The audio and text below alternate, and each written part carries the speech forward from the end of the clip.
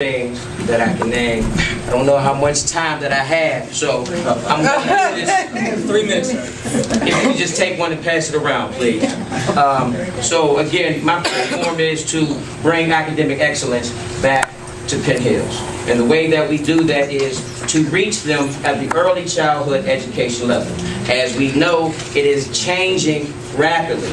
Things that students are normally asked to do in the second and first grade, they are now asked to do pre-K and kindergarten. There are several points, more than 3 points there. First, we have to make sure that these kids are prepared for learning. My charge to all the parents out here, as the first educators of your child, make sure that your child is prepared. And what I will do if you vote for Yusuf Thompson Sr. on May the 16th is get with all the other board members and make sure that our staff in the district is prepared to prepare your child for learning. That comes from early literacy, very important. Also, you have to be able to teach the whole student, which is not just the education part, that is the emotional, that is the social part. Now there are so many needs for wraparound services in early childhood education. We see a lot of dysfunction at an early age. But if we catch that at an early age, I promise you, by the time they reach middle school and by the time they reach high school, they will be at their academic level. That is one of the main reasons why our test scores are not the way that they are right now, is because we have not, or somewhere down the line, we have dropped the ball on reaching them at an early childhood rate. Also, books are somewhat becoming obsolete, so parents have to be up on the technology. There's a lot of technology that is being given to early childhood education students, and that's how they're learning to read, that's how they're learning to count, and so on and so forth. But again, first and foremost, we must prepare the children for learning. I will make sure that my staff in the district is prepared to prepare your child for the world. And then also we have to make sure that we educate the whole student. It's not just about the education anymore. There's a lot of social and emotional issues that are going on. So we need to provide the parents with these necessary resources so that we can reach those. So again, read that at your own leisure.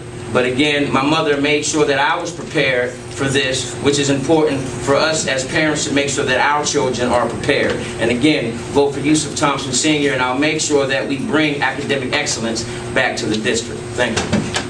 Thank you. Same question, Mr. Wiggins. What are your ideas to increase student achievement? Name 3 things. Well, as my would-be colleague has already discussed, I said in one of my pieces that I wrote about this that good students come from good families. And I believe that we have an abundance of those here in the community. And one of the things that I want to do is increase the outreach from the school district to the parents to get them involved. Because so many times, kids go home and that's the last time they hear a positive word of encouragement.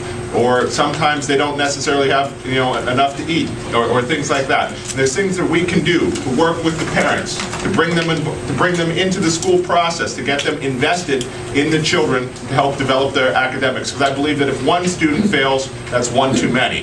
And I want to get involved in doing that. And to that end, I spoke with some of the kids that have been in the school system, and I said to them, what's the big problem? What's going on in your world? What's the thing that's holding you back?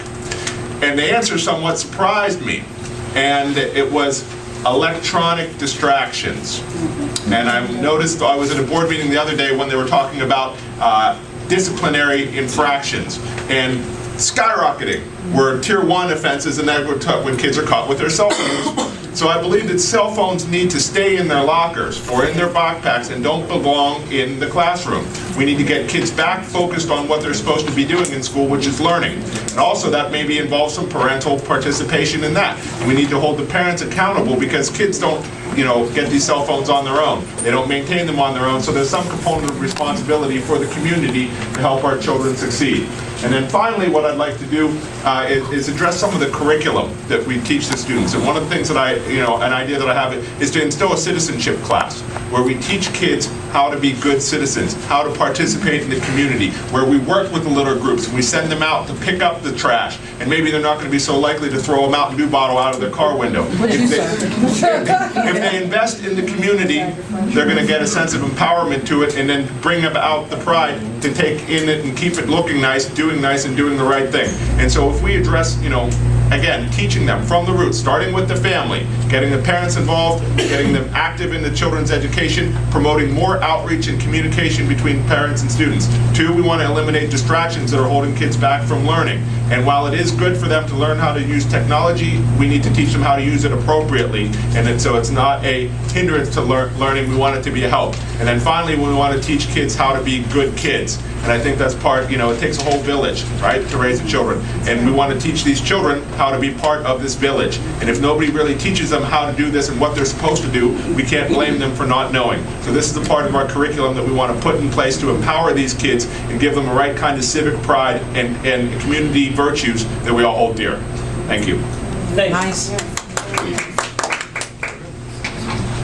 These questions right here are for our council candidates, and we'll start with Dr. Kincaid. And the question is, why is a junkyard, as many refer it, allowed to come into our community? How will you ensure residents are safe from what many state is a health issue due to dumping and waste material? Well, first of all, I have to correct you. It's called U-Pull, call it a junkyard. Hope everybody knows what we're talking about. So we have to be accurate and clear about what we're talking about. And if you do not know specifically what this gentleman is talking about, it's a business that has petitioned council through planning, through codes to locate in Penn Hills. You said, how can we prevent? Is that your question? Am I answering the question? Yes. The moderator, he'll tell you the question. No, I was asking him something else, but go ahead. I'm answering your question? Yes. Okay, so to be very clear and very specific, folks, family, this is a national group, national business. They came to Wilkinsburg, they voted them down. They came to Penn Hills, and we pretty much voted them down, I think, Councilman Underwood, the first time when they came. And they came back again, and they convinced, at least the powers that be, that this would be good for the community because of tax base. All of you have been talking about tax here today, and you want your taxes to stay down, and me as well, property tax. So this will bring in tax revenue. I guess the only thing I can say to that, and to be transparent to all of you tonight, I was not one who was in favor of that business. And I was not one who gave my approval or my stamp. I'm not a rubber stamper. I'm not a yes man. I don't just say yes to everything that comes up. So I cannot tell you what I'll do in the future. I'll vote my conscience. But in that instance, I did not vote for that particular business called U-Pull. Is that sufficient? Did I answer your question? Yes, sir. Let's speak to it. Okay. Thank you. Thank you. Mr. Petrucci, same question. Why is a junkyard, as many refer to it, allowed to come into our community? How will you ensure residents are safe from what many state is a health issue due to dumping and waste materials? Well, if we're all going to stand here and preach, then I'm going to stand here and preach. Oh, man. You have 3 minutes to preach. First of all, U-Pull's a junkyard, okay? So we're not putting lipstick on a pig here. It's a junkyard, okay? Now, it should have never got passed because that was the last thing we needed in East Hills. I remember when East Hills was a shopping center, okay? We had horns.